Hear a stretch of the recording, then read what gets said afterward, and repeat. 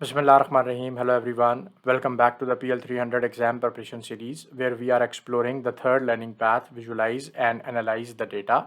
In this video, we are going to explore the topic group and layer visuals by using the selection pane, which is part of the section enhanced reports for usability and storytelling. We are going to have a look at the selection pane, and there we are going to see the options for layering and grouping the visuals.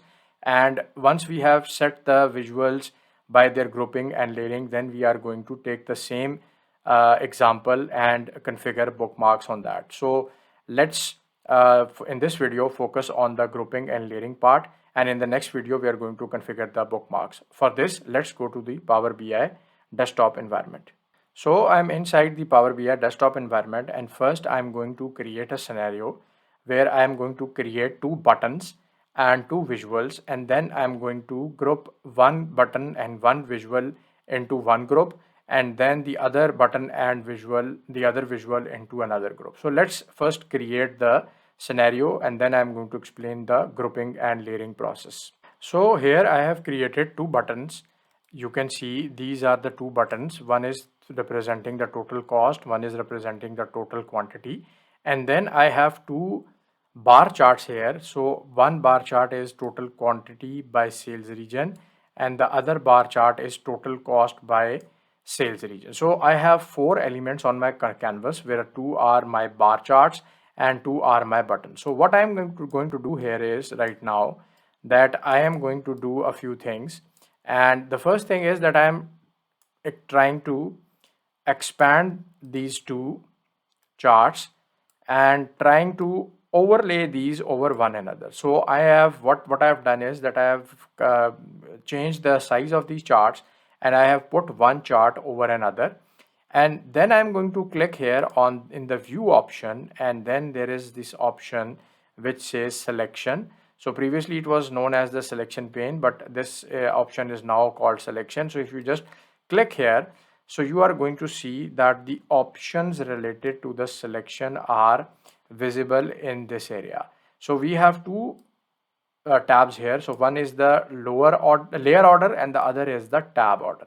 So our focus is the layer order. So here if you come, you are going to see that there are four elements here. So if I select this one, then this is basically representing my total, this is representing my total cost button, but here it is written total quantity. So I can just go and I can double click and I can change this to total cost button. So I want to give them names which are close to what the actual thing is. Then this is the one which is known as the button. So I am going to change this into a total quantity button.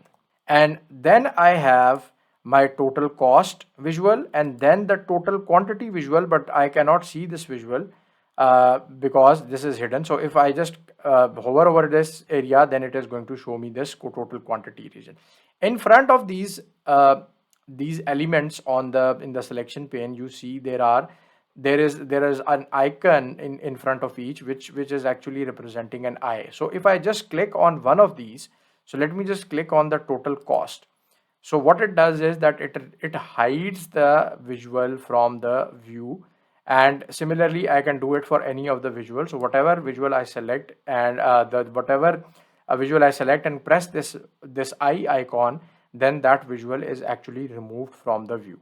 So now let's look at the layering order. So let's put my mouse here on the total cost by sales region, and let me just come here on these two triangles. One is a triangle and one is an inverted triangle.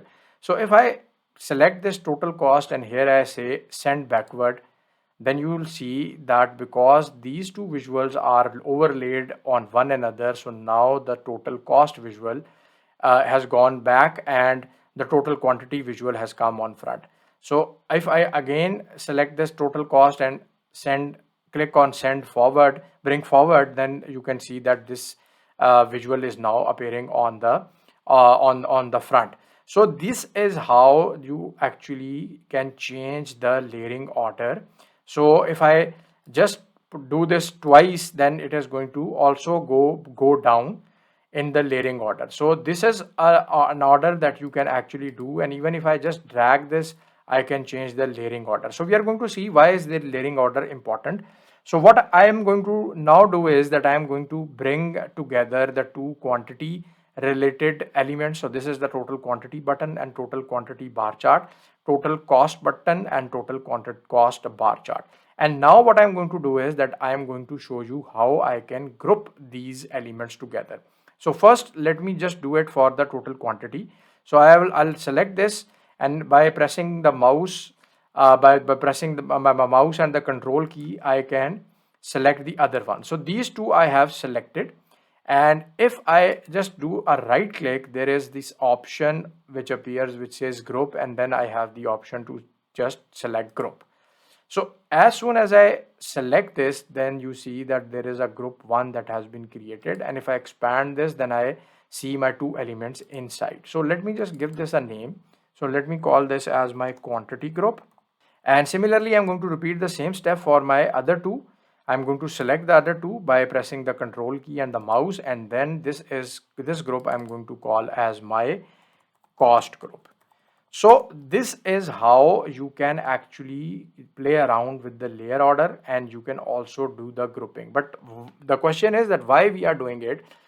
The important thing to remember here is that we are now going to use the same scenario, and we are going to create bookmarks. In the next video, we are going to create bookmarks. So this step of layering and grouping is going to help us in the bookmark. So what you can do is that you can put any number of elements in a group, and then you can play around with the group. So now if I want to just get rid of the let's say the cost group, so if I just put this icon, the eye icon to the close position, then you see that the cost group is no longer visible here. And if I just turn it on, then I can see I have the cost group here. So now this thing, once we understand the layering and the grouping, can be used to actually create bookmarks, and these bookmarks are used in a lot of different areas. So we are going to explore these in detail in the next video. So that's all for the layering and for the grouping part, and I'll catch you up in the next video.